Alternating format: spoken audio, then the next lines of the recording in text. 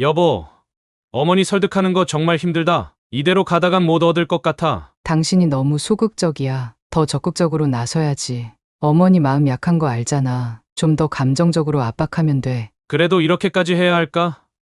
엄마한테 미안해. 뭐가 미안해. 우리 이렇게 사는 거 봐. 강남에 30평대 아파트면 얼마나 좋아?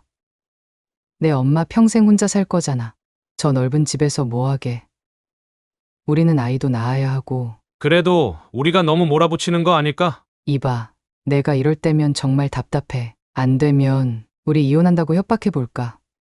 어머니가 그렇게 효자 아들 잃고 싶지는 않을 테니까. 나 그 정도는 연기할 수 있어. 뭐? 그건 좀. 아니면 내가 우울증 걸렸다고 할까? 이 집에 대한 집착 때문에 심리적으로 많이 괴롭다고. 어머니가 우리 진짜 행복을 바란다면 틀림없이 포기하실 거야. 사연을 듣고 난 후 각자의 의견을 댓글로 남겨주시기 바랍니다. 사소한 댓글이라도 사연자분에게 큰 힘이 될 수 있습니다. 각색될 수 있고 사연자분의 입장에서 구성될 수 있습니다. 임술래 여사님은 30살의 남편이 사고로 세상을 떠났습니다. 그녀는 남편의 죽음 소식을 들었을 때 마음 깊은 곳에서 마침내 해방됐다는 안도감이 밀려왔습니다. 그녀의 남편은 술에 취해 귀가하던 중 계단에서 굴러 목이 꺾여 사망했습니다. 장례식에서 시어머니는 그녀의 머리카락을 잡아당기며 소리쳤습니다. 남편 잡아먹은 년, 내 아들이 이렇게 허망하게 간 건 전부 내가 들어온 뒤부터 집안의 운이 나빠진 거라고. 임술래 여사님은 침묵했습니다. 그녀의 결혼은 결코 자신의 선택이 아니었습니다.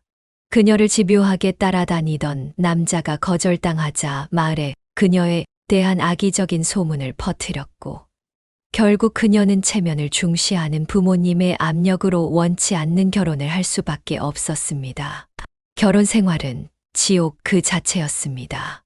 남편은 술만 마시면 그녀의 과거를 들춰내며 괴롭혔습니다.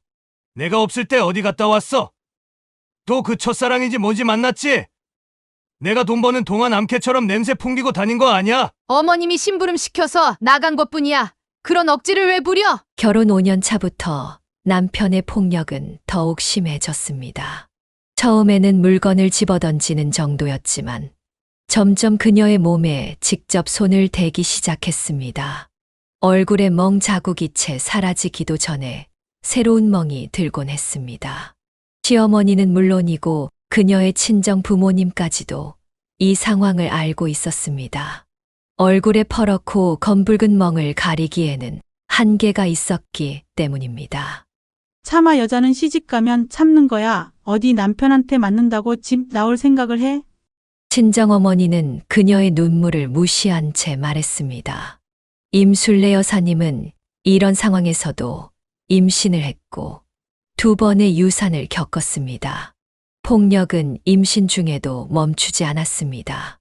3번째 임신에서 겨우 아들 민환을 낳을 수 있었습니다.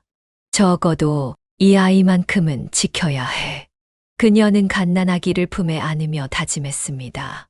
남편이 죽기 전날 밤 그는 또다시 술에 취해 집으로 돌아왔습니다. 임술래 여사님은 아들을 재우고 있었고 남편은 그녀를 보자마자 또 폭언을 시작했습니다. 오늘도 집에만 처박혀 있었냐? 뭐 하나 제대로 하는 게 없는 년이 밥은 제때 차려놓지도 못하고! 그녀는 더 이상의 폭력을 피하기 위해 서둘러 밥상을 차렸지만 남편은 밥상을 발로 걷어찼습니다. 그리고 다음 날 아침 그 소식이 들려왔습니다. 남편의 죽음 소식을 들었을 때 그녀의 머릿속에 가장 먼저 든 생각은 이제 더 이상 맞지 않아도 된다였습니다. 그리고 바로 그 다음에는 내 아들을 위해 정당한 유산을 받아내야 한다는 결심이 자리 잡았습니다. 시어머니가 장례식 내내 그녀를 괴롭히고 뺨을 핥히었지만 그녀는 꿈쩍도 하지 않았습니다. 더러운 모멸감을 참으며 아들을 지키겠다는 일념뿐이었습니다. 아니야, 너지? 네가 우리 아들 죽인 거 맞지? 어떻게 그렇게 눈물 한 방울 안 흘릴 수가 있어? 시어머니의 손톱이 그녀의 뺨을 핥히었지만 그녀는 이제 아무것도 두렵지 않았습니다. 그녀에게는 포기라는 선택지가 없었습니다. 오직 아들을 위해 조금이라도 나은 미래를 위해 싸워야만 했습니다. 그것이 남편의 영정사진을 바라보며 그녀가 다진 결심이었습니다. 내 아들을 위해서라면 어떤 고통도 견딜 수 있어. 임술래 여사님은 남편의 장례식이 끝난 후 시어머니가 보인 행동에 경악했습니다. 그녀는 남편이 남긴 모든 재산과 통장을 자신의 명의로 옮겨놓은 것입니다. 법적으로 대응해야 할 상황이었지만 그녀에게는 변호사를 선임할 돈도 법적 지식도 없었습니다. 그녀는 어린 민환이를 데리고 시댁으로 들어갔습니다. 시어머니는 그녀를 보자마자 눈을 부릅뜨며 소리쳤습니다. 뭐하러 여기 온 거야? 내 아들 죽인 년이 뻔뻔하게 발걸음을 하다니. 이제 와서 그런 말씀 마세요. 민환이 아버지 돈 돌려주시면 조용히 나갈게요. 꿈도 꾸지 마. 뭘 잘했다고 여기까지 와? 시어머니는 화가 나서 가까이 있던 화병을 집어 던졌고 그것은 임술래 여사님의 머리에 맞았습니다. 피가 줄줄 흘렀지만 그녀는 웃으며 말했습니다. 던질 거 있으면 더 던져보세요. 남편한테 맞던 것보다는 훨씬 나아요. 이 정도는 아무것도 아니에요. 시어머니의 횡포는 계속됐지만 임술래 여사님은 굴하지 않았습니다. 오히려 피 흘리는 모습 그대로 동네를 돌아다니며 자신의 상황을 알렸습니다. 그녀의 당당한 태도에 점차 동네 사람들이 그녀 편을 들기 시작했습니다. 특히 나이가 지긋한 어르신들이 시어머니를 찾아가 조언했습니다. 윤 씨네 아들이 죽은 건 안타깝지만 며느리를 그렇게 대하면 안 되지. 세상이 어떻게 변했는데 아직도 그런 구시대적인 행동을 해? 맞아. 아무리 시집살이가 힘들다고 해도 며느리 머리를 깨다니 동네 망신이야. 손자한테 그런 할머니가 어디 있어. 돌아가신 아들 생각한다면 재산 나눠주고 조용히 해결하는 게 좋을 거야. 시어머니보다 연배가 높은 어르신들의 말이었기에 시어머니는 반발하지 못했습니다. 임술래 여사님은 계속해서 시어머니의 비위를 맞추는 척하면서도 실제로는 가족의 비밀이나 약점을 살짝 이웃들에게 흘리는 방식으로 압박을 가했습니다. 그 집 할머니가 아들 어렸을 때 어떤 일을 하셨는지 아세요? 그걸 듣고 나니 제가 왜 이렇게 사는지 이해가 가더라고요. 이웃들 사이에 시어머니에 대한 좋지 않은 소문이 퍼지기 시작했고 시어머니의 체면은 구겨졌습니다. 한편으로는 임술래 여사님이 맞아도 꿈쩍하지 않는 모습에 시어머니는 점점 지쳐갔습니다. 결국 약 2달 후 시어머니는 백기를 들었습니다. 그녀는 빼돌린 돈을 모두 임술래 여사님에게 돌려주며 말했습니다. 이거 다 가져가. 대신 다시는 내 앞에 나타나지 마. 걱정 마세요. 이제 민환이의 정당한 몫을 받았으니 당신을 더 귀찮게 하지 않을게요. 그날 임술래 여사님은 생애 처음으로 스스로의 선택으로 무언가를 얻었습니다. 결혼도 삶의 방식도 모두 타인에 의해 결정되었던 그녀였지만 이제는 자신의 의지로 자신과 아들의 권리를 되찾은 것입니다. 이제 우리 새 출발을 하자. 민환아. 그녀는 그동안 배워온 여자는 순종적이어야 한다. 부모는 무조건 공경해야 한다는 가르침이 절대적인 것이 아님을 깨달았습니다.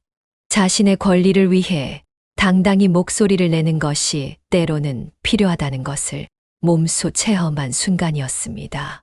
그렇게 임술래 여사님은 뒤돌아보지 않고 친정 부모와도 인연을 끊은 채 아들과 함께 새로운 삶을 향해 발걸음을 내딛었습니다. 임술래 여사님은 모든 것을 뒤로하고 아들 민환이와 함께 깊은 산골 마을로 이주했습니다. 그녀가 선택한 곳은 전라도의 작은 농촌 마을이었습니다. 한 번도 가본 적 없는 낯선 땅이었지만 그녀에게는 과거의 상처로부터 멀어질 수 있는 새로운 터전이었습니다. 그녀는 작은 집을 구해 보금자리를 마련했습니다. 주변 농가에서 일손을 돕고 마을 공동 작업에 참여하며 조금씩 마을 사람들과 어울리기 시작했습니다. 처음에는 낯설고 힘들었지만 그녀의 성실함과 부지런함이 사람들의 마음을 열게 했습니다. MC 아주머니, 우리 밭일 좀 도와주면 고구마 한 자루 드릴게요. 네, 기꺼이 돕겠습니다. 민환이도 고구마 좋아하니까요. 아들 민환이는 마을의 자연 속에서 무럭무럭 자라났습니다. 밭에서 뛰어놀고 계곡에서 멱을 감으며 천진난만한 유년 시절을 보냈습니다. 임술래 여사님은 가난했지만 아들에게만큼은 풍족한 사랑을 주려고 노력했습니다. 민환이가 초등학교에 입학하고 얼마 지나지 않아 그는 컴퓨터를 사달라고 조르기 시작했습니다. 엄마, 우리 반 친구들은 다 컴퓨터 있대. 나도 게임하고 싶어. 컴퓨터. 그건 비싸고 머리에도 안 좋다는데. 마을의 다른 부모들은 대부분 아이들에게 컴퓨터를 사주지 않았고 오히려 늦게 접하게 하는 것이 좋다고 조언했습니다. 하지만 임술래 여사님은 아버지 없이 자라는 아들에게 부족함을 느끼게 하고 싶지 않았습니다. 알았어, 사줄게. 하지만 공부도 열심히 해야 한다. 그렇게 그녀는 무리해서 컴퓨터를 사주었고 이후로도 민환이가 원하는 휴대폰, 유행하는 옷, 장난감 등을 거의 거절하지 못했습니다. 어린 시절 자신이 원하는 것을 하나도 가질 수 없었던 기억이 그녀를 약하게 만들었습니다. 시간이 흐르면서 민환이는 점점 버릇없이 변해갔습니다. 중학생이 되자 시골 생활의 불만을 터뜨리기 시작했습니다. 엄마, 우리 이 총구석 좀 떠나자. 내 친구들 다 도시로 이사 갔어. 여기가 뭐가 나쁘니? 너 예전에는 여기 좋다고 했잖아. 그건 어렸을 때고, 이제 나도 컴퓨터 학원도 다니고 싶고, 제대로 된 학교 다니고 싶어. 여기 학교는 전교생이 몇 명밖에 안 돼. 이러다 나 대학 어떻게 가? 임술래 여사님은 마음이 흔들렸지만 이번만큼은 단호하게 거절했습니다. 지금은 안 돼. 엄마가 여기서 일자리를 잡았고, 우리 지금 형편으로는 도시에서 살 수 없어. 엄마 정말 이기적이다. 다른 부모들은 애들 교육 때문에 서울로 올라가는데, 엄마는 날 여기 붙잡아두려고만 해. 내가 여기서 평생 농사만 짓고 살라고? 민환의 반항은 점점 심해졌고 급기야 학교에서 사고를 치기 시작했습니다. 선생님에게 대들고 화분을 던져 창문을 깨트리는 일까지 벌어졌습니다. 학교에서는 경고만 하고 넘어갔지만 민환은 더 이상 학교에 가지 않겠다고 버텼습니다. 학교 안 갈 거야. 가봤자 배울 것도 없고 미래도 없어. 임술래 여사님은 갈등에 시달렸습니다. 아들에게 강요하는 것이 싫었고 그녀 자신이 부모님에게 강요받아 원치 않는 결혼을 했던 기억이 떠올랐습니다. 결국 그녀는 뒤로 물러섰습니다. 많은 사람들이 이해하지 못할 선택이었지만 자신의 과거 상처가 그녀를 약하게 만들었습니다. 그렇게 그들은 농촌 마을을 떠나 서울로 향했습니다. 서울에서 새 출발을 하자. 내가 원하는 대로. 서울로 올라온 그녀는 막막함을 느꼈습니다. 식당일, 청소일 등을 해보았지만 적성에 맞지 않았고 나이가 있는 여성이 할 수 있는 일은 제한적이었습니다. 하지만 그녀는 포기하지 않았습니다. 자신과 아들의 미래를 위해 노력하기로 다짐했습니다. 서울에서 임술래 여사님은 직업교육 프로그램에 참여하게 되었습니다. 그녀는 그곳에서 다양한 기술을 배우며 새로운 삶의 가능성을 탐색했습니다. 바느질, 요리, 제과제빵 등 여러 분야를 시도해 보았지만 그녀의 손맛은 특별했습니다. 특히 그녀가 만든 김치와 장아찌는 교육센터 선생님들 사이에서도 인기가 높았습니다. 이 김치 정말 맛있네요. 어디서 배우셨어요? 시골에서 어머니께 배운 건데 제가 좀 손맛이 있나 봐요. 그녀가 김치를 담그던 시기는 대형마트가 보편화되기 전이었습니다. 대부분의 가정주부들은 직접 김장을 했지만 점점 바빠지는 도시 생활 속에서 직접 담그기 어려워하는 사람들이 늘어나고 있었습니다. 어느 날 옆집에 사는 젊은 주부가 그녀를 찾아왔습니다. 아주머니, 지난번에 맛본 김치가 정말 맛있었어요. 혹시 저한테 좀 담가 주실 수 있으세요? 제가 돈을 드릴게요. 그럴까? 배추 몇 포기 정도 필요해? 5포기만 해주세요. 저는 직장 다니느라 김장할 시간이 없거든요. 그 순간 임술래 여사님의 머릿속에 번쩍 아이디어가 떠올랐습니다. 집에서 김치와 장아찌를 만들어 판매하면 어떨까? 당시에는 공장에서 대량 생산된 김치보다 집에서 정성껏 담근 김치가 더 귀하게 여겨졌습니다. 이거 괜찮은 생각인데 내 솜씨로 충분히 승부할 수 있겠어. 전화로 주문을 받고 정성껏 담근 김치와 각종 반찬을 배달했습니다. 처음에는 작은 규모로 시작했지만 입소문이 퍼지면서 주물량이 늘어났습니다. 그녀의 김치와 장아찌, 그리고 다양한 밑반찬은 맛과 정성으로 승부했고 곧 단골이 생기기 시작했습니다. 아주머니, 다음 주에도 콩나물 무침이랑 오이소박이 부탁드려요. 알았어요. 이번엔 새로 담근 깨씹 장아찌도 한번 맛보세요. 사업이 번창하면서 그녀는 작은 가게를 임대했습니다.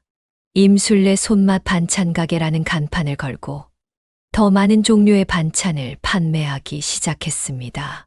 이전에 살던 마을의 신선한 농산물을 직접 공수해와 반찬을 만들었기 때문에 그녀의 반찬은 맛과 품질 면에서 경쟁력이 있었습니다. 경제적 여유가 생기자 민원이는 더욱 버릇없이 행동하기 시작했습니다. 성인이 된 아들은 취업 대신 어머니에게 의존하는 모습을 보였습니다.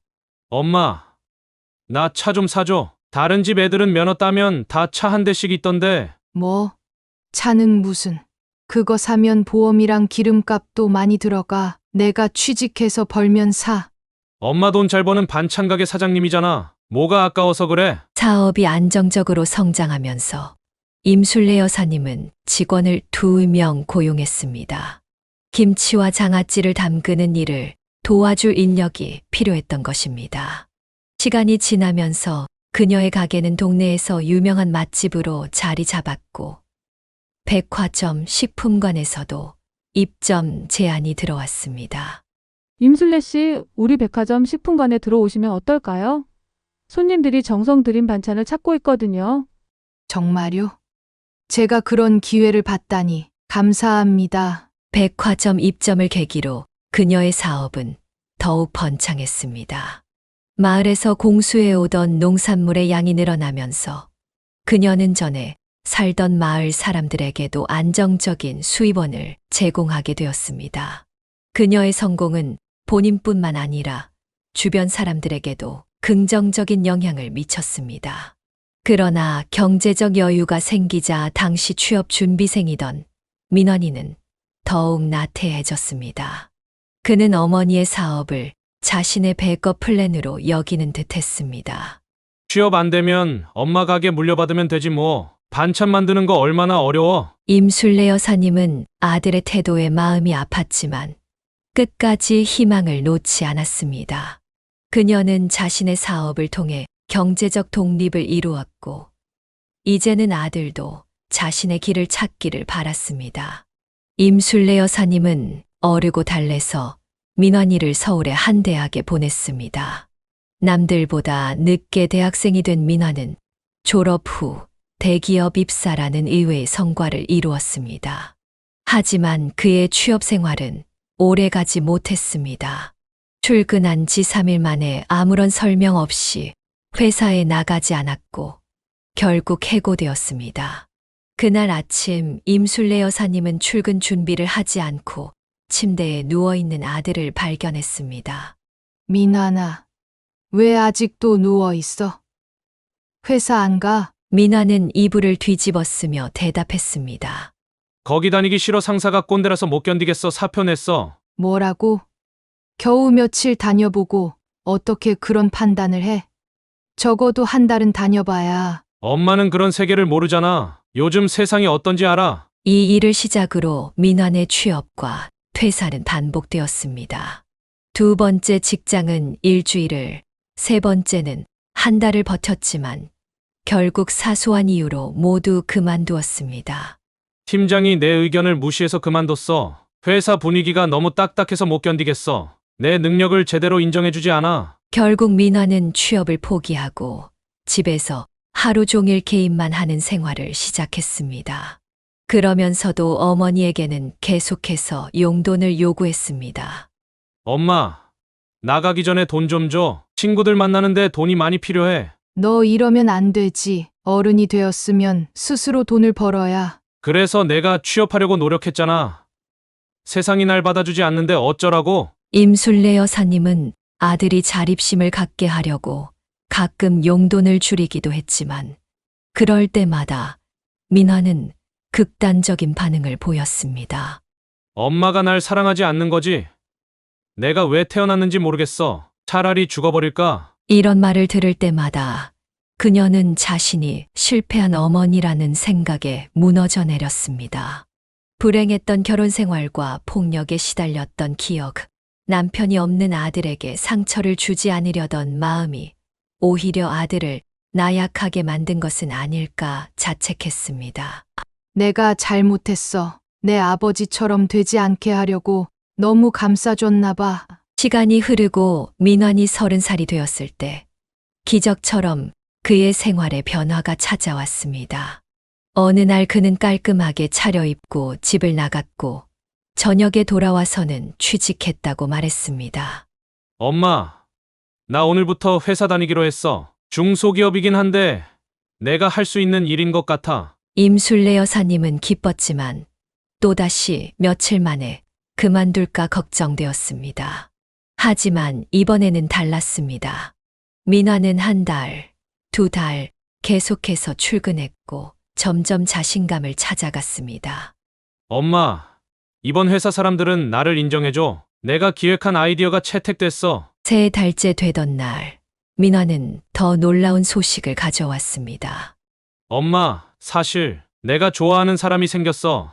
회사 동료인데 나보다 2살 많아. 진짜 멋진 여자야. 임술래 여사님은 아들의 붉어진 얼굴을 보며 가슴이 뭉클했습니다.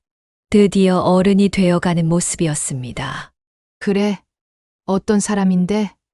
엄마한테 소개시켜 주면 안 될까? 한 달 후, 민화는 여자친구 지연을 집으로 데려왔습니다. 지연은 단정하고 똑부러지는 인상의 여성이었습니다. 그녀는 임술래 여사님을 보자마자 공손하게 인사했습니다. 안녕하세요. 어머님 민환 씨 얘기 많이 들었어요. 저는 박지연이라고 합니다. 어서 와요. 우리 민환이가 많이 챙겨주나요? 네, 정말 잘해줘요. 처음엔 좀 서툴렀지만 요즘은 정말 열심히 하는 모습이 감동적이에요. 지연은 회사에서 민환의 선배로 그를 많이 도와주고 이끌어 주었다고 했습니다. 그녀의 영향으로 민환은 점점 책임감 있는 사람으로 변해가고 있었습니다. 임술래 여사님은 지연이 너무 고마웠습니다. 저희 민환이가 많이 부족할 텐데 잘 봐주셔서 감사해요. 아니에요. 민환 씨는 정말 잠재력이 많은 사람이에요. 저보다 창의적인 아이디어가 많아서 회사에서도 인정받고 있어요. 그날 이후로 임술래 여사님은 지연이 자주 집에 오는 것을 환영했습니다. 그녀는 민환을 긍정적인 방향으로 이끌어 주었고 그의 생활 습관도 많이 개선되었습니다. 게임 시간은 줄고 책을 읽거나 미래를 계획하는 시간이 늘어났습니다. 6개월 후 민환은 어머니에게 중대한 발표를 했습니다. 엄마, 나 지연이랑 결혼하고 싶어. 아직 정식으로 프로포즈한 건 아니지만 둘이 얘기해봤는데 서로 생각이 같아. 임술래 여사님은 눈물이 날 것 같았습니다. 아들이 드디어 진정한 어른으로 성장하는 모습을 보는 것은 그녀의 오랜 꿈이었습니다. 정말 기쁘다. 아들, 지연이는 정말 좋은 사람 같아. 너희 둘이 행복하게 살 수 있을 거야. 민환의 프로포즈는 성공적이었고 두 사람은 약혼을 했습니다. 임술래 여사님은 며느리가 될 지연에게 더욱 고마웠습니다. 그녀는 민환을 더 나은 사람으로 만들어 주었습니다. 어머님, 걱정 마세요. 저희 잘 살 거예요. 민원 씨도 이제 많이 달라졌잖아요. 그래. 내가 있어서 정말 다행이야. 내가 못한 일을 내가 해주었구나. 임술래 여사님은 며느리의 손을 꼭 잡으며 감사의 마음을 전했습니다. 오랜 시간 기다려온 아들의 변화는 그녀에게 진정한 행복을 가져다 주었습니다. 민환과 지연의 결혼 이야기가 구체화되면서 양가 상견례 날짜가 잡혔습니다. 임술래 여사님은 긴장된 마음으로 준비했습니다. 그녀는 평소보다 고급스러운 옷을 입고 소박하지만 정성 어린 선물을 준비했습니다. 아들과 함께 약속된 호텔 레스토랑에 도착했을 때 그녀의 심장은 빠르게 뛰고 있었습니다.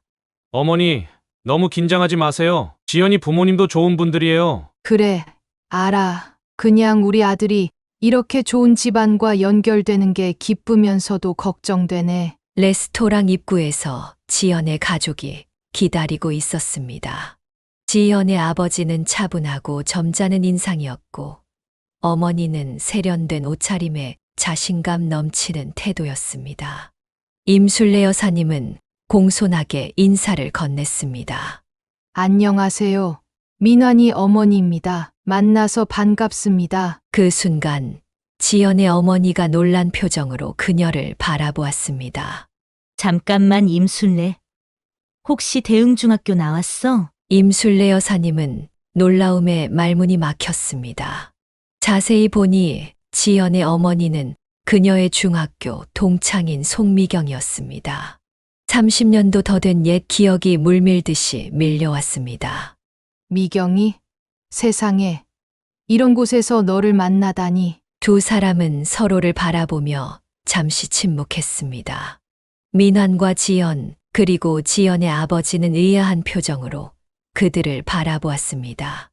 어머, 두 분이 아시는 사이였어요? 지연이 물었습니다. 미경은 화려한 웃음을 지으며 대답했습니다. 그냥 아는 사이가 아니라 우리는 학창 시절 친구였지. 세상에 이런 우연이 다 있다니. 하지만 임술래 여사님의 기억은 달랐습니다. 미경은 부유한 집안의 딸로 학교에서 항상 자신을 과시하고 다른 학생들을 무시하는 경향이 있었습니다. 특히 임술래 여사님처럼 가난한 집안의 아이들에게는 더욱 그랬습니다. 그들은 결코 친한 친구가 아니었습니다. 자리에 앉자 미경은 과거를 미화하며 이야기를 이어갔습니다. 술래는 공부를 정말 잘했어. 선생님들 사이에서도 칭찬이 자자했지. 그런데 갑자기 학교를 그만두더라고. 당시에 우리 모두 안타까워했어. 임술래 여사님은 억지 미소를 지었습니다. 사실 그녀가 학교를 그만둔 이유는 집안 형편 때문이었고, 그 당시 미경은 그녀의 처지를 조롱하기까지 했었습니다. 식사가 진행되는 동안 미경은 끊임없이 자신의 성공적인 결혼 생활과 남편의 사업, 그리고 호화로운 라이프 스타일에 대해 이야기했습니다.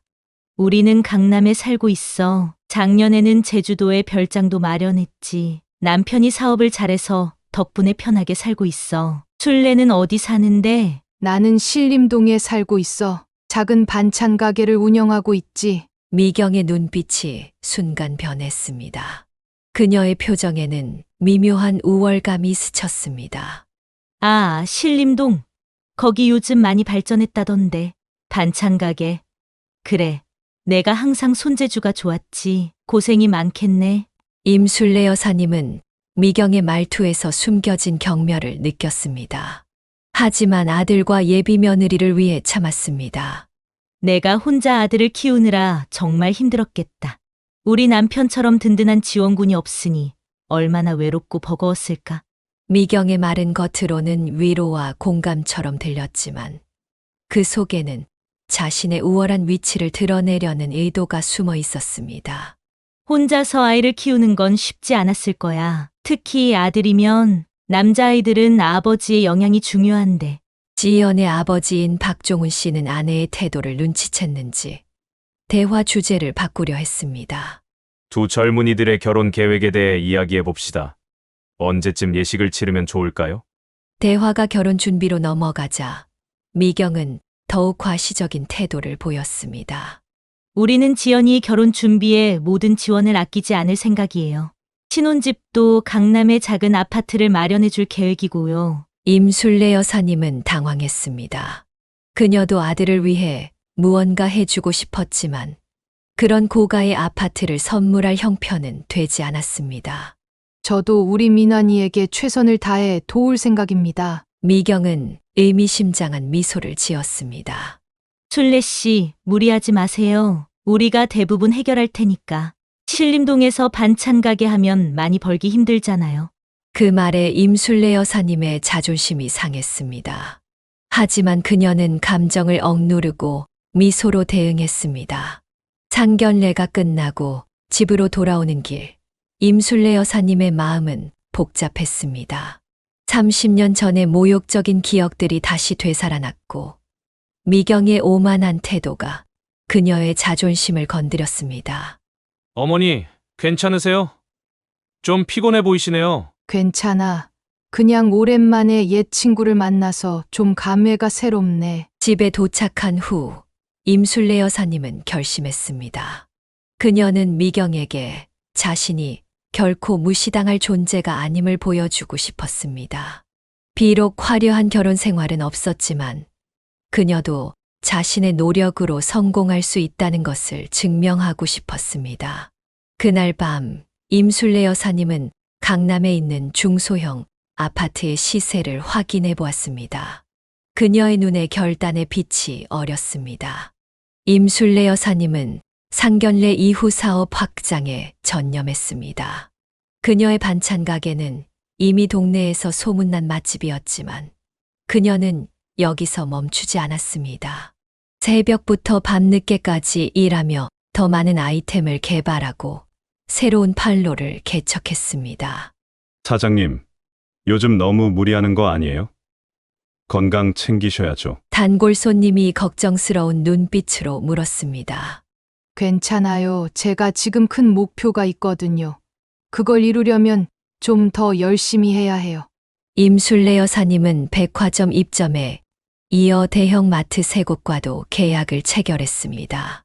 그녀의 브랜드는 점점 알려지기 시작했고 판매량도 크게 늘었습니다. 늘어나는 주물량을 감당하기 위해 그녀는 직원을 2명에서 4명으로 늘렸고 작업 공간도 확장했습니다. 바쁜 와중에도 그녀는 아들과 예비 며느리의 결혼 준비를 돕고 있었습니다. 지연의 부모님은 화려한 결혼식을 원했고 신혼집도 강남에 마련해 주겠다고 했습니다. 임술래 여사님은 이에 필적할 만한 뭔가를 해주고 싶었습니다. 어느 날 저녁 부동산 중개업소를 지나치다가 그녀는 발걸음을 멈췄습니다. 창문에 붙은 공고문이 그녀의 시선을 사로잡았습니다. 강남구 압구정동 아파트 경매 물건 시세보다 30% 저렴. 임술래 여사님은 부동산에 들어가 자세한 정보를 물었습니다. 이 아파트가 경매로 나온 이유가 뭔가요? 원 소유주가 사업 실패로 빚을 많이 지셔서 경매로 넘어간 물건입니다. 위치도 좋고 집 상태도 나쁘지 않아요. 다만 내부 리모델링이 필요합니다. 임술래 여사님은 그날부터 경매에 대해 공부하기 시작했습니다. 낮에는 가게 일을 하고 밤에는 부동산 서적과 경매 관련 자료를 찾아보았습니다. 그리고 한 달 후 그녀는 경매에 참여했습니다. 117번 물건, 강남구 압구정동 소재 아파트 경매를 시작하겠습니다. 최저 입찰가는 경매장은 긴장감이 감돌았습니다. 임술래 여사님은 떨리는 손으로 입찰표를 제출했습니다. 경쟁자들도 많았지만 그녀는 모든 용기를 내어 자신이 계산한 최대 금액으로 도전했습니다. 1차 입찰 결과 7번 응찰자 낙찰입니다. 임술래 여사님은 자신의 귀를 의심했습니다. 그녀가 7번 응찰자였습니다. 마침내 그녀는 강남 아파트의 주인이 되었습니다. 내가 해냈어? 아파트 낙찰 소식을 들은 민화는 깜짝 놀랐습니다. 엄마, 정말이에요? 강남에 집을 샀다고요? 어떻게? 그동안 열심히 일해서 모은 돈이야. 원래는 내 결혼 자금으로 쓸 생각이었는데 이게 더 나을 것 같아서. 하지만 그렇게 큰 돈을 한꺼번에 쓰면 엄마는 어떻게 살아요? 걱정 마. 가게가 잘 되고 있으니까. 그리고 엄마도 좀 더 넓은 곳에서 살고 싶었어. 사실 임술래 여사님은 거의 모든 재산을 이 아파트 구입에 쏟아부었습니다. 은행 대출까지 받아서 간신히 구매할 수 있었지만 그녀에게는 미경에게 자신의 능력을 보여주고 싶은 마음이 컸습니다. 아파트 리모델링은 2개월이 걸렸습니다.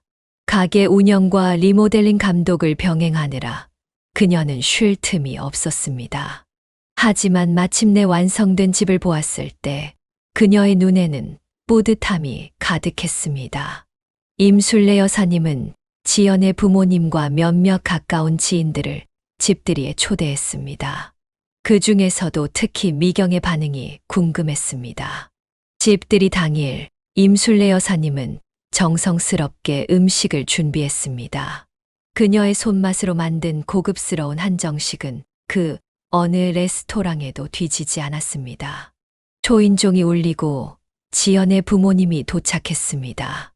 미경은 현관에 들어서자마자 놀란 표정을 감추지 못했습니다. 세상의 술래, 여기가 내 집이야. 어떻게? 응. 지난달에 경매로 구했어. 좀 오래된 아파트지만 위치가 좋아서. 미경은 집안을 둘러보며 점점 더 당황한 표정을 지었습니다. 고급스러운 가구와 인테리어, 그리고 창밖으로 보이는 한강 전망까지 그녀의 상상을 뛰어넘는 수준이었습니다. 이걸 다 내가 혼자 마련한 거야? 혹시 대출? 물론 일부는 대출을 받았지만 대부분은 내가 모은 돈으로 샀어. 반찬 가게가 생각보다 잘 되거든. 미경의 표정이 묘하게 변했습니다. 부러움과 당혹감, 그리고 약간의 질투가 뒤섞인 듯 했습니다. 와인 한 잔 할래? 아니면 차가 좋을까? 임술래 여사님은 여유로운 모습으로 물었습니다. 와인으로 할게. 식사 시간 내내 미경은 어색한 표정을 감추지 못했습니다. 하지만 지연의 아버지인 박종훈 씨는 임술래 여사님의 성취를 진심으로 축하해 주었습니다. 정말 대단하십니다. 임 여사님 혼자서 사업도 성공시키고 이런 멋진 집도 마련하셨으니 우리 지연이가 좋은 시어머니를 만난 것 같아 다행입니다. 과찬이세요. 저는 그저 제 아들이 행복했으면 하는 바람뿐입니다. 식사가 끝나고 미경이 화장실에 간 사이 박종훈 씨는 임술래 여사님에게 작은 목소리로 말했습니다. 저희 아내가 가끔 말을 함부로 해서 죄송합니다. 사실 임 여사님 같은 분을 보면 많이 배워야 한다고 생각하는데. 아니에요. 신경 쓰지 마세요. 우리 아이들이 잘 지내는 게 중요하지요. 집들이가 끝나고 모두가 돌아간 후 임술래 여사님은 혼자 소파에 앉아 깊은 숨을 내쉬었습니다. 오랫동안 품어왔던 자존심의 상처가 조금은 아물어가는 느낌이었습니다. 내가 해냈어. 누구의 도움도 없이. 오직 내 힘으로. 그녀의 성취는 단순히 미경에게 보여주기 위한 것만은 아니었습니다. 그것은 자신을 위한 것이었고 자신의 능력을 증명하고 싶었던 오랜 갈망의 결실이었습니다.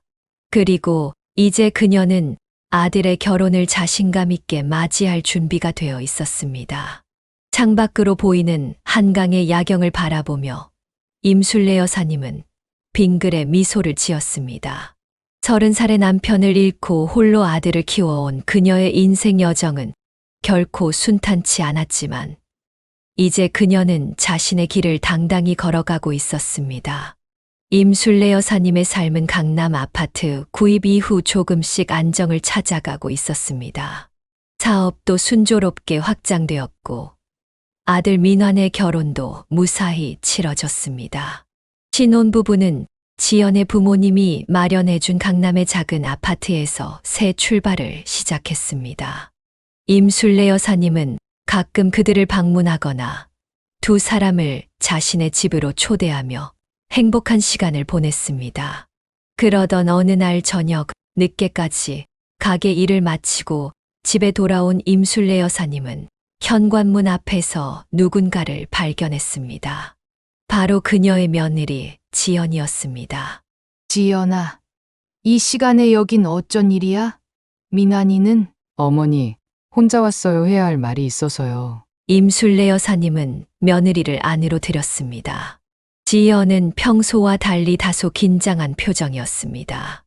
그들이 거실에 앉자 지연은 핸드백에서 종이 한 장을 꺼내 테이블 위에 올려놓았습니다. 어머니, 사실 제가 오늘 큰 부탁을 드리러 왔어요. 무슨 일인데? 민환이랑 무슨 일 있어? 아니요. 저희 사이는 괜찮아요. 다만, 지연은 잠시 망설이다가 말을 이었습니다. 어머니, 저희가 어머니 아파트에 살게 해주실 수 있을까요? 임술래 여사님은 당황했습니다. 뭐라고? 우리 집에서 살자고? 그런데 너희 집은?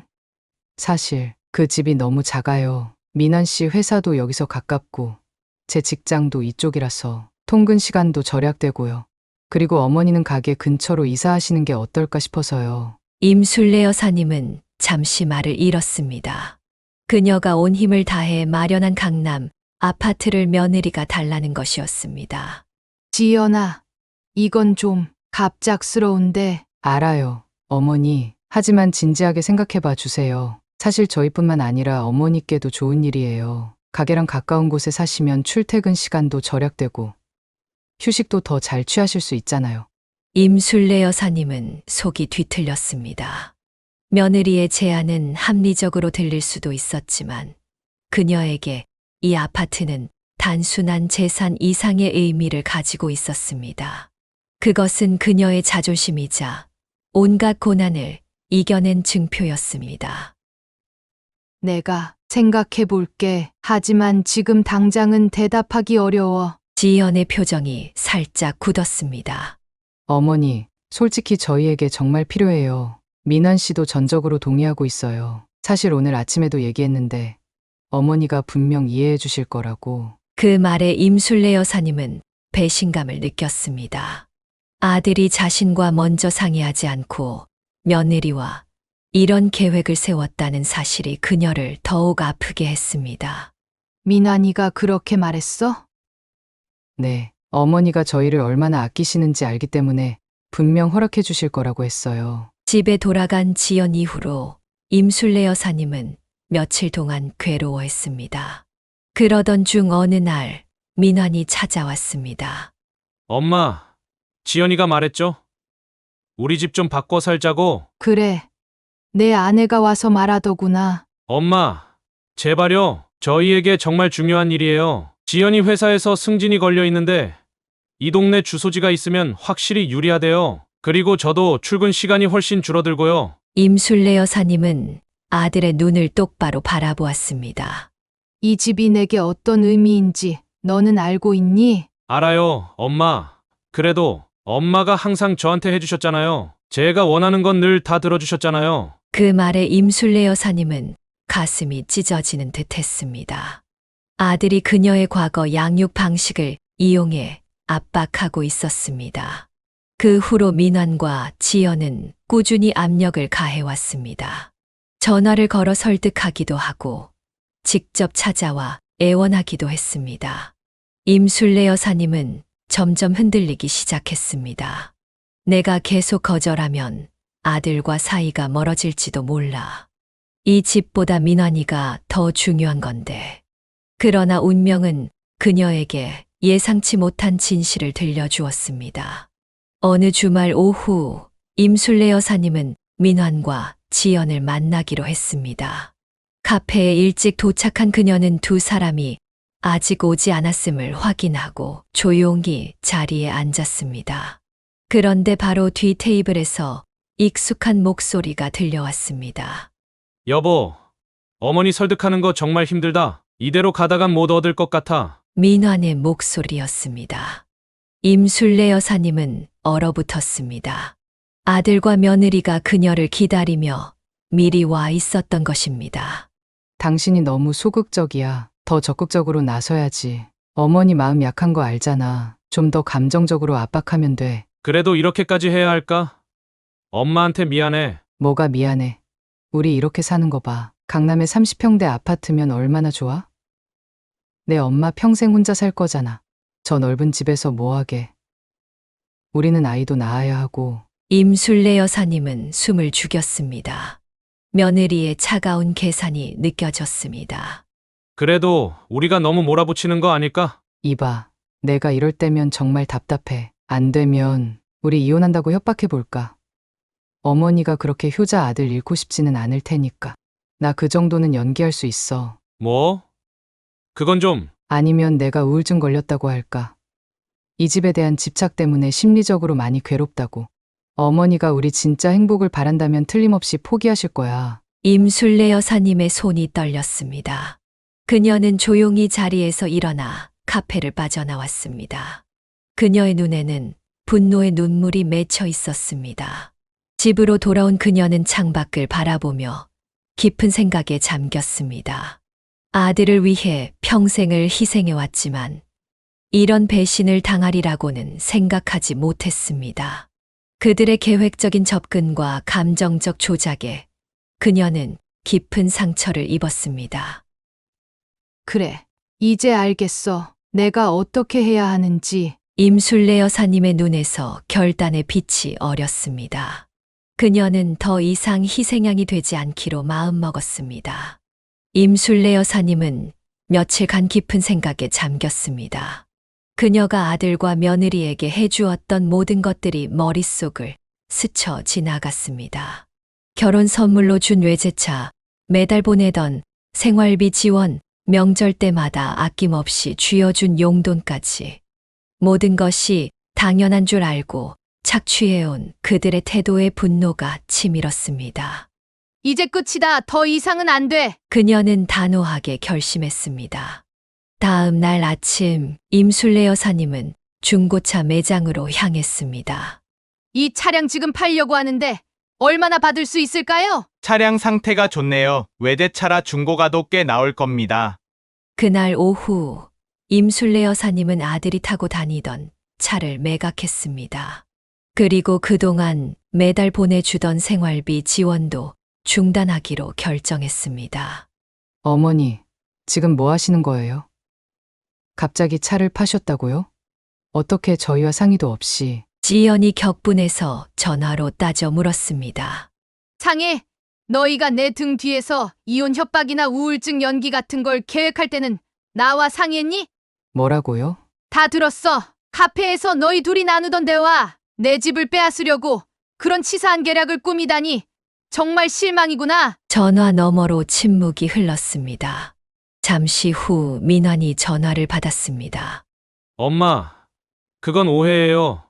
우리가 어떻게? 오해. 내 입으로 직접 이혼 협박이라도 하겠다고 했잖아.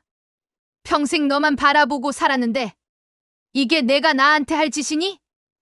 앞으로는 매달 주던 생활비도 끊을 거야. 스스로 벌어서 살아봐. 임술래 여사님의 단호한 태도에 민환과 지연은 당황했습니다. 그들은 서둘러 임술래 여사님의 집으로 찾아왔지만 그녀는 문을 열어주지 않았습니다. 이틀 후 아들 부부는 다시 찾아왔고 이번에는 임술래 여사님이 문을 열어주었습니다. 엄마, 왜 이러세요? 우리가 그렇게 잘못했어요? 민환이 소리쳤습니다. 잘못한 게 뭔지도 모르겠다는 거니? 매 평생 모은 돈으로 산 집을 너희가 빼앗으려 했잖아. 나한테 감정적인 협박까지 계획했다고. 지연은 당황한 기색이 역력했습니다. 어머니, 제발 진정하시고 대화해요. 오해가 있었던 것 같은데. 오해. 내가 직접 들었어. 너희가 나를 속이려고 했던 모든 계획을. 임술래 여사님의 단호한 태도에 아들 부부는 무너져 내렸습니다. 그들의 계산은 완전히 빗나갔고 이제 그들은 모든 특혜를 잃게 될 위기에 처했습니다. 그러나 사태는 더욱 악화되었습니다. 다음 날 아침 지연의 어머니 미경이 임술래 여사님의 집을 찾아왔습니다. 그녀의 얼굴은 분노로 일그러져 있었습니다. 이게 무슨 짓이야? 우리 애들한테 이렇게 할 수 있어? 미경이 현관문을 두드리며 소리쳤습니다. 임술래 여사님은 겨우 문을 열었고 미경은 거실로 성큼성큼 들어왔습니다. 네가 대체 뭐라고 생각하는 거야? 갑자기 차도 팔고 돈줄도 끊고. 딸이 울면서 전화했다. 이게 시어머니가 할 짓이냐? 내 딸이 내 집을 빼앗으려고 온갖 계략을 꾸미는 게 며느리가 할 짓이냐? 미경의 눈이 커졌습니다. 무슨 소리야? 우리 지연이가 어떻게 네가 그동안 집도 못 사고 가난하게 살았으니까. 이제 와서 허세나 부리는 거 아니야? 뭐라고? 내가 집이 없어? 여기가 어딘 줄 알아? 이 아파트 얼마짜리인지 알아? 그래, 어디서 대출받아서 허세 부리는 거 다 알아, 술래. 네 주제를 알아. 가난하게 살다가 돈맛 들여놓으니까. 이제 친자식까지 버리는 거야? 임술래 여사님의 얼굴이 붉게 달아올랐습니다. 주제? 내 주제가 뭔데? 너처럼 부잣집 시집 가서 남편 뒷바라지나 하는 게 아니라 내 힘으로 성공한 게 그렇게 배가 아프냐? 성공 웃기지 마. 네가 뭘 성공했다고. 그래, 넌 그저. 그때 미경의 시선이 거실 벽에 걸린 사진에 고정되었습니다. 그것은 임술래 여사님의 젊은 시절 사진이었습니다. 잠깐, 이 사진, 이게 언제야? 임술래 여사님도 사진을 바라보았습니다. 그것은 그녀가 결혼했을 당시의 모습이었습니다. 결혼했을 때 왜? 미경의 표정이 갑자기 변했습니다. 그녀의 눈이 커지더니 숨을 가쁘게 내쉬었습니다. 맙소사, 난 어디서 봤다 했어. 네가 그 여자였어? 동네에서 남편한테 맞고 다니던? 임술래 여사님의 얼굴이 창백해졌습니다. 그녀의 과거가 이렇게 드러날 줄은 몰랐습니다. 무슨 소리야? 기억나? 너 남편이 널 머리채 잡고 동네 한 바퀴 끌고 다녔잖아. 사람들이 다 봤어. 그 남자가 널 때려서 애도 못 낳게 했다던. 그만해! 임술래 여사님이 소리쳤습니다. 그 순간 현관문이 열리고 민환과 지연이 들어왔습니다. 그들은 미경의 말을 들었던 것 같았습니다. 엄마, 그게 사실이에요? 민환이 충격받은 표정으로 물었습니다. 임술래 여사님은 말문이 막혔습니다. 그녀가 평생 숨기고 싶었던 과거가 이렇게 드러날 줄은 몰랐습니다. 미경은 승리감에 차서 말을 이었습니다. 그래, 내 엄마가 그렇게 맞고 살았어. 그리고 내 아버지는 알코올 중독자에다 폭력배였지. 네가 그런 쓰레기 같은 남자의 아들이라니. 내 딸이 불쌍해서 어쩌니. 그 말에 민환의 표정이 일그러졌고 임술래 여사님은 눈물을 참지 못했습니다. 엄마, 왜 말 안 해줬어요? 민환이 떨리는 목소리로 물었습니다. 내가 상처받을까봐 내 아버지에 대한 기억이 없으니까. 미경이 비웃으며 말을 이었습니다. 그래서 저렇게 키워놓은 거야. 압이 없는 자식이니까 버릇없이 키워서 이렇게 됐지. 우리 딸 인생 망치게 생겼으니. 그 순간 민환이 앞으로 나섰습니다. 그는 임술래 여사님을 감싸 안듯 그녀 앞에 서서 미경을 노려보았습니다. 그만하세요. 우리 어머니에 대해 그렇게 말할 권리 없어요. 미경은 당황했습니다. 네가 감히 날 밀어? 내가 누군지 알아? 민환은 단호하게 말했습니다. 나가주세요. 지금 당장. 놀랍게도 지연도 민환의 편에 섰습니다. 엄마, 제발 그만하고 가요. 이건 우리 문제니까 우리가 해결할게요. 미경은 믿을 수 없다는 표정으로 딸을 바라보았습니다. 지연아, 네가 그런 집안에. 엄마, 제발요. 지연의 단호한 태도에 미경은 더 이상 할 말을 잃었습니다. 그녀는 분노한 표정으로 집을 나갔습니다. 집안에는 깊은 침묵이 내려앉았습니다. 임술래 여사님은 소파에 주저앉아 얼굴을 손으로 가렸습니다. 그녀의 어깨가 흐느낌으로 떨렸습니다. 민환과 지연은 그녀 앞에 무릎을 꿇었습니다. 어머니, 정말 죄송합니다. 지연이 눈물을 글썽이며 말했습니다. 거실에는 침묵이 흘렀습니다. 임술래 여사님은 소파에 앉아 떨리는 손으로 얼굴을 닦았습니다. 무릎을 꿇은 민환과 지연은 서로를 바라보다가 마침내 지연이 입을 열었습니다. 어머니, 사실 저희가 모든 걸 말씀드려야 할 것 같아요. 더 이상의 거짓말은 안 될 것 같습니다. 임술래 여사님은 고개를 들어 며느리를 바라보았습니다.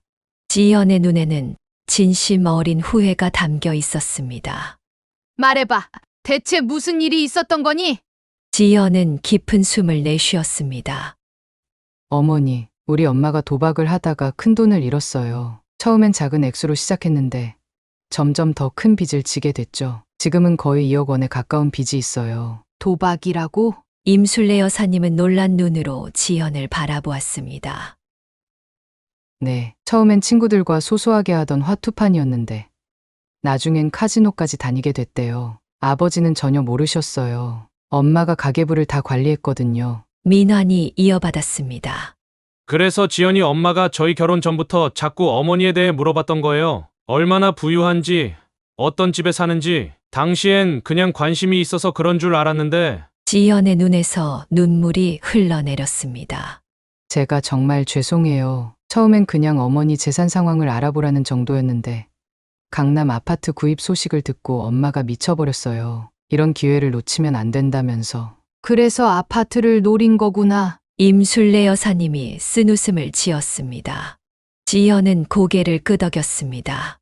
엄마가 저를 협박했어요. 만약 어머니 집을 손에 넣지 못하면 아버지에게 모든 걸 말하겠다고. 뭐? 그게 무슨 말이니? 임술래 여사님이 의아하게 물었습니다. 지연은 잠시 말을 멈추고 떨리는 손으로 눈물을 닦았습니다. 그녀의 목소리가 갑자기 작아졌습니다. 사실 저는 아버지의 친딸이 아니에요. 임술래 여사님의 눈이 커졌습니다. 무슨 소리야? 제 친아버지는 엄마가 결혼 전에 만나던 다른 남자예요. 엄마는 그 사람과 헤어질 예정이었는데 임신 사실을 알게 됐고 급하게 아버지와 결혼했던 거죠. 민화는 충격받은 표정으로 지연을 바라보았습니다. 그도 이 이야기는 처음 듣는 것 같았습니다. 여보, 이건 나한테도 말 안 했잖아. 지연은 미안한 표정으로 민환을 바라보았습니다. 미안해. 나도 최근에 알게 됐어. 엄마가 도박 빚 때문에 절박해지면서 이 비밀을 무기로 사용하기 시작했거든. 내가 도와주지 않으면 모든 걸 말하겠다고. 임술래 여사님은 잠시 말을 잊은 채 지연을 바라보았습니다. 그녀의 마음속에서는 분노와 동정심이 뒤섞였습니다. 자신도 비슷한 상황을 겪었기 때문에 지연의 아픔을 이해할 수 있었습니다. 그래서 우리 집을 노린 거니? 민환이 대답했습니다. 지연이 엄마가 저희를 조종했어요. 어머니 집을 팔아서 돈을 마련하면 1년 안에 갚고 되돌려드리겠다고 약속했죠. 하지만 저희도 그게 불가능하다는 걸 알았어요. 도박 빚은 끝이 없으니까. 그래서 카페에서 작전을 짠 거구나. 임술래 여사님의 목소리에는 여전히 서운함이 묻어났습니다. 정말 죄송해요. 엄마 저희가 바보 같았어요. 지연이가 너무 괴로워하니까 어떻게든 도와주고 싶었던 거죠. 지연이 덧붙였습니다. 하지만 그 계획을 실행할 용기는 없었어요. 그냥 말로만 정말 어머니 마음 아프게 해서 죄송합니다. 임술래 여사님은 깊은 숨을 내쉬었습니다. 그녀는 천천히 일어나 창가로 걸어갔습니다. 잠시 밖을 바라보다가 다시 두 사람을 향해 돌아섰습니다. 너희가 얼마나 절박했는지 이해해. 하지만 그렇다고 해서 나를 속이고 이용하려 한 건 용서하기 어려워. 민환과 지연은 고개를 숙였습니다. 알아요, 엄마. 우리가 정말 잘못했어요. 임술래 여사님은 다시 소파에 앉으며 말했습니다. 지연아, 나도 비슷한 상황을 겪었어. 내 결혼도 강제였으니까. 그리고 내가 친딸이 아니라는 사실이 내 잘못은 아니야. 지연은 놀란 눈으로 임술래 여사님을 바라보았습니다. 어머니, 하지만 그렇다고 해서 너희 엄마의 도박 빚을 내가 갚아줄 수는 없어. 그건 너희 엄마가 스스로 해결해야 할 문제야. 당연하죠. 저희도 그런 생각은 없어요. 지연이 황급히 대답했습니다. 임술래 여사님은 잠시 생각에 잠겼다가 결심한 듯 말했습니다. 지연아, 아버지에게 진실을 말해야 할 것 같아. 그분은 너희 엄마의 비밀을 알 자격이 있어. 지연의 얼굴이 창백해졌습니다. 하지만 아버지가 상처받으실 거예요. 저를 버리실지도 모르고. 사람을 너무 얕보지 마. 진짜 사랑이라면 그런 일로 흔들리지 않아. 그리고 계속 거짓말 속에서 살아가는 것보다는 진실을 마주하는 게 낫지 않겠니? 민환이 지연의 손을 꼭 잡았습니다. 여보, 어머니 말씀이 맞아. 우리가 함께 할게. 진실을 말하고 나면 더 자유로워질 거야. 지연은 눈물을 흘리며 고개를 끄덕였습니다. 네, 아버지께 모든 걸 말씀드릴게요. 이제 더 이상의 거짓말은 없어요. 임술래 여사님은 조용히 일어나 부엌으로 향했습니다. 그녀는 차를 준비하며 깊은 생각에 잠겼습니다. 자신도 평생 숨겨온 비밀이 있었고 그것이 오늘 드러났습니다. 이제 그녀는 아들에게 자신의 과거를 제대로 설명해야 했습니다. 차를 들고 돌아온 그녀는 민환과 지연에게 건넸습니다. 이제 우리 모두 새로운 시작을 해야 할 것 같구나. 민환이 머뭇거리다가 물었습니다. 엄마, 아버지에 대해 말해줄 수 있어요? 저는 알 권리가 있잖아요. 임술래 여사님은 깊은 숨을 내쉬었습니다. 그녀는 30살에 겪었던 폭력과 고통, 그리고 해방의 순간까지 모든 이야기를 꺼내기 시작했습니다. 30년 이상 가슴에 묻어두었던 진실이 마침내 햇빛을 보게 된 순간이었습니다. 내 아버지는 내가 선택한 사람이 아니었어. 하지만 내가 그의 아들임을 부끄러워할 필요는 없어. 내가 어떤 사람이 되느냐는 내 선택에 달려 있으니까. 그날 밤 임술래 여사님의 집에서는 오랜 시간 세 사람의 이야기가 이어졌습니다. 아픔과 눈물 그리고 이해와 용서의 시간이었습니다. 서로의 상처를 알게 되면서 그들은 더 깊은 유대감을 형성해 갔습니다. 다음 날 지연은 떨리는 마음으로 아버지를 만나러 갔습니다. 민환이 함께 하겠다고 했지만 지연은 이것만큼은 혼자 해결해야 한다고 고집했습니다. 그녀는 카페에서 박종훈 씨를 기다리며 손톱을 긁적였습니다. 마침내 그가 들어오자 지연의 심장은 거의 멈출 것 같았습니다. 아버지, 오셨네요. 무슨 중요한 얘기가 있다고 해서 왔다. 무슨 일이야? 지연은 입술을 깨물었습니다. 어디서부터 시작해야 할지 막막했습니다. 아버지, 제가 정말 죄송한 말씀을 드려야 할 것 같아요. 박종훈 씨의 표정이 심각해졌습니다. 무슨 일인데 그렇게 심각해? 엄마가 도박을 하고 있어요. 큰 돈을 잃어서 빚이 많이 생겼어요. 박종훈 씨의 얼굴이 굳었습니다. 뭐라고? 너희 어머니가 도박을? 네, 그리고 더 말씀드려야 할 게 있어요. 제가 사실은 지연의 목소리가 떨렸습니다. 그녀는 눈물을 참으며 말을 이었습니다. 저는 아버지의 친딸이 아니에요. 엄마가 결혼 전에 다른 남자와의 사이에서 저를 가졌대요. 침묵이 내려앉았습니다. 지연은 고개를 숙인 채 아버지의 반응을 기다렸습니다. 그녀는 분노, 충격, 심지어 절연까지도 각오하고 있었습니다. 하지만 박종훈 씨의 반응은 완전히 예상 밖이었습니다. 그는 조용히 웃었습니다. 사실 나도 알고 있었어. 지연은 놀라서 고개를 들었습니다. 네. 아버지가 알고 계셨다고요? 박종훈 씨는 천천히 커피잔을 들었다가 내려놓았습니다. 내가 무정자증이란다. 결혼 초에 아이가 안 생겨서 병원에 가봤지.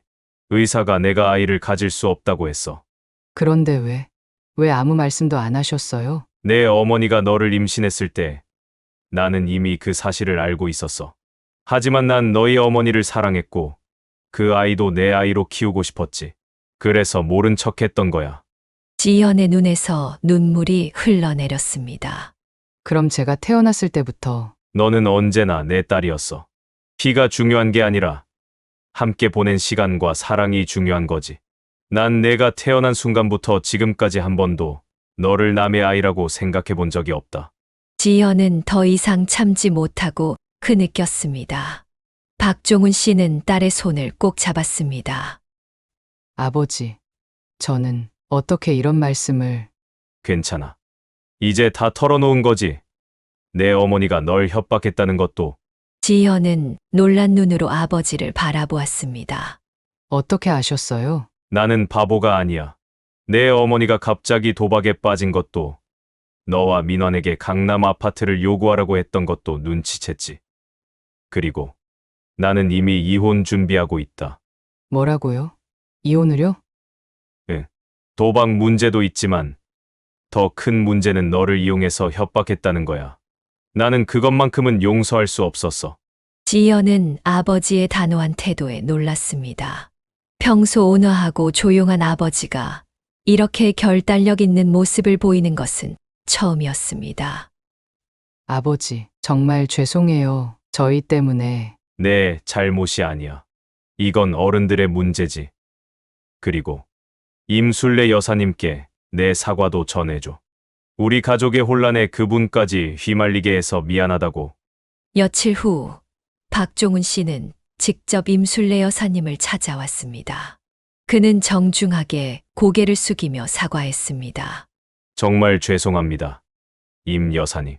저희 가정사가 이렇게까지 번져서 선아 씨까지 상처받게 해드려 마음이 무겁습니다.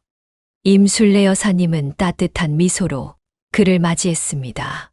괜찮아요. 가족이란 게 다 이런 거죠. 때로는 상처도 주고받지만 결국은 서로를 이해하고 사랑하는 게 중요한 거니까요. 그날 이후 임술래 여사님과 민환, 지연, 그리고 박종훈 씨는 자주 만나게 되었습니다. 처음에는 어색했지만 점차 서로를 이해하고 받아들이는 관계로 발전해 갔습니다. 그들은 함께 식사도 하고 명절도 함께 보내며 진정한 가족이 되어 갔습니다. 1년 후 지연이 임신했다는 소식에 모두가 기뻐했습니다. 임술래 여사님은 예비 할머니로서 설렘과 기대에 부풀었습니다. 우리 민환이 아빠 되는 거 봐. 세월이 정말 빠르네. 박종훈 씨도 예비 할아버지로서 무척 들떠 있었습니다.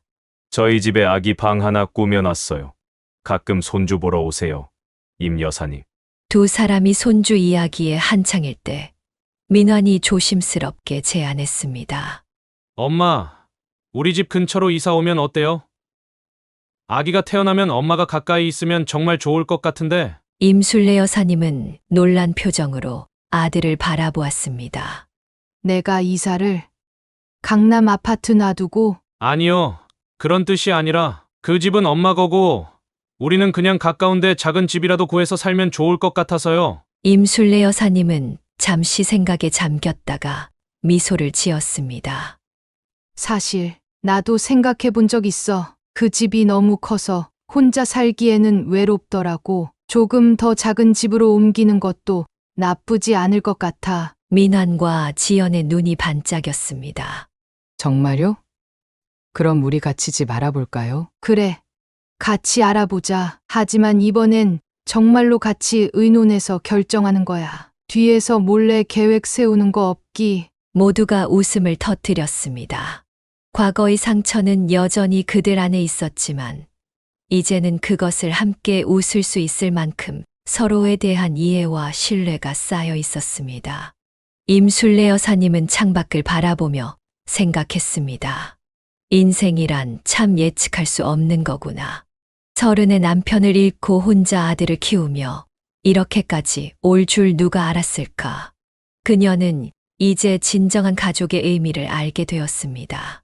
그것은 피보다 더 진한 이해와 용서, 그리고 함께 나누는 시간과 사랑이었습니다.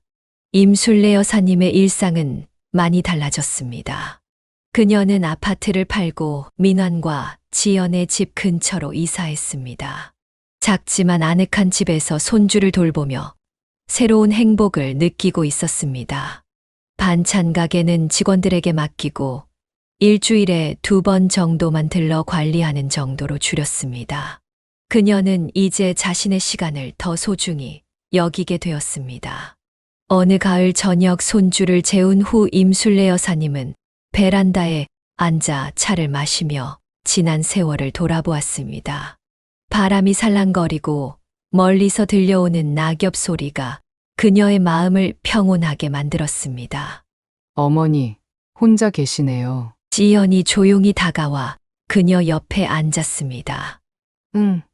그냥 생각 좀 하고 있었어. 무슨 생각을 그렇게 깊이 하고 계셨어요? 임술래 여사님은 잠시 미소를 지었습니다. 살면서 겪었던 일들, 그리고 거기서 배운 것들. 지연은 차분히 그녀의 말을 기다렸습니다. 임술래 여사님은 손에 든 찻잔을 내려놓고 말을 이었습니다. 내가 요즘 깨달은 게 있어. 사람은 진실을 감추면 결국 더 큰 상처를 받게 된다는 거야. 어떤 의미에서요? 내가 평생 민환이에게 그 아버지에 대한 진실을 숨겼잖아. 아이에게 상처 줄까봐. 그 아이가 자신의 뿌리를 부끄러워할까봐 두려웠던 거지. 하지만 그게 오히려 더 큰 상처가 됐어. 지연은 고개를 끄덕였습니다. 저도 비슷한 경험이 있죠. 아버지께 진실을 말하지 못해 괴로웠던 시간들. 맞아. 너도 진실을 숨기려다 내 어머니에게 이용당했고, 결국 진실은 언젠가는 드러나게 되어 있는 것 같아. 바람이 조금 더 세게 불었고 임술래 여사님은 가디건을 여미며 계속했습니다. 우리 민환이는 또 다른 문제가 있었지. 세상을 너무 쉽게 생각했어. 내가 평생 그 아이를 감싸주다 보니 현실의 냉혹함을 제대로 경험하지 못했던 거야. 그래도 이제는 많이 달라졌어요. 아이 아빠가 된다는 책임감 때문인지 요즘은 정말 열심히 일하고 있어요. 임술래 여사님은 따뜻한 눈빛으로 미소 지었습니다. 그래, 그게 얼마나 기쁜지 몰라. 사람은 다 자기 때가 있는 것 같아. 빨리 성숙하는 사람도 있고, 좀 더 시간이 필요한 사람도 있고. 잠시 침묵이 흘렀습니다. 멀리서 들려오는 자동차 소리와 도시의 소음이 그들의 대화 사이를 채웠습니다. 어머니, 혹시 예전에 그런 일을 겪으셨는데도 어떻게 그렇게 강하게 살아오실 수 있었어요? 임술래 여사님은 깊은 숨을 내쉬었습니다. 강하다기보다는 그냥 살아야 했던 거야. 특히 아이가 있으면 선택지가 없어. 무너질 여유도 없이 그저 앞으로 나아가야만 했지. 그래도 많은 사람들은 그런 상황에서 포기하거나 무너지기도 하잖아요. 나도 무너지고 싶은 순간이 수없이 많았어. 하지만 그럴 때마다 내가 이렇게 무너지면 민환이는 어떻게 되지? 하는 생각이 나를 다시 일으켜 세웠던 것 같아. 지연의 눈에 눈물이 글썽였습니다. 정말 대단하세요, 어머니. 대단한 게 아니라 그냥 엄마니까. 너도 이제 알게 될 거야. 아이를 위해서라면 상상도 못한 힘이 나오는 법이야. 임술래 여사님은 잠시 하늘을 올려다보았습니다. 별이 조금씩 보이기 시작했습니다. 내가 최근에 깨달은 또 하나의 진리는 진정한 사랑과 위로는 서로의 아픔을 숨기지 않고 마주할 때 시작된다는 거야. 어떤 의미인가요? 우리 가족이 모든 진실을 마주하고 나서야 진짜 가족이 됐잖아. 너와 박종훈 씨의 관계도 그렇고 나와 민환의 관계도 그렇고 상처를 드러내니까 오히려 더 깊게 서로를 이해하고 사랑할 수 있게 된 거지. 지연은 생각에 잠겼다가 말했습니다. 그런데 어머니, 우리 아이는 어떻게 키워야 할까요? 저도 가끔 불안해요. 제가 좋은 엄마가 될 수 있을지. 임술래 여사님은 지연의 손을 따뜻하게 잡았습니다. 완벽한 부모는 없어. 우리는 다 실수하고 때로는 잘못된 선택을 하기도 해. 중요한 건 그 아이를 진심으로 있는 그대로 사랑해 주는 거야. 그리고 솔직하게 소통하는 거지. 내가 민환이한테 가장 후회하는 건 솔직하지 못했던 거야. 솔직함이요. 그래. 진실이 때로는 아플 수 있어도 거짓말보다는 덜 해로워. 진실은 치유의 시작점이 될 수 있거든. 이야기를 나누는 동안 민환이 돌아왔습니다. 그는 조용히 베란다로 나와 두 사람의 대화에 합류했습니다. 무슨 심각한 이야기 중이야? 별거 아니야. 그냥 인생 이야기 좀 하고 있었어. 임술래 여사님이 대답했습니다. 민환은 어머니 옆에 앉으며 말했습니다. 엄마, 나 요즘 자주 생각해요. 만약 아버지가 살아계셨다면 어땠을까? 그리고 엄마가 그런 힘든 시간을 혼자 겪었다는 게 너무 미안해요. 임술래 여사님은 아들의 어깨를 토닥였습니다. 그런 생각하지 마. 내 아버지가 우리와 함께 했다면 우리는 아마 다른 사람들이 되어 있었을 거야. 더 행복했을지, 덜 행복했을지는 아무도 몰라. 중요한 건 지금 우리가 여기 함께 있다는 거지. 세 사람은 밤하늘을 바라보며 잠시 침묵했습니다. 그들의 마음속에는 각자의 상처와 아픔이 있었지만 이제는 그것을 함께 나누고 치유할 수 있는 진정한 가족이 되어 있었습니다. 임술래 여사님은 마음속으로 생각했습니다. 인생은 그런 거야. 우리가 계획한 대로 흘러가지 않아. 하지만 그 우여곡절 속에서도 결국 우리는 서로를 찾아내고 함께 성장해 가는 거지. 그녀는 손주의 사진이 담긴 액자를 바라보며 미소 지었습니다. 그녀의 삶은 결코 쉽지 않았지만 지금의 행복이 그 모든 고통을 같이 잊게 만들었습니다. 사연을 듣고 댓글을 남겨주시기 바랍니다. 사소한 의견일지라도 사연자분에게는 큰 힘이 됩니다. 노골적인 악성 댓글은 사연자분에게 상처가 될 수 있으니 삼가주시기 바랍니다.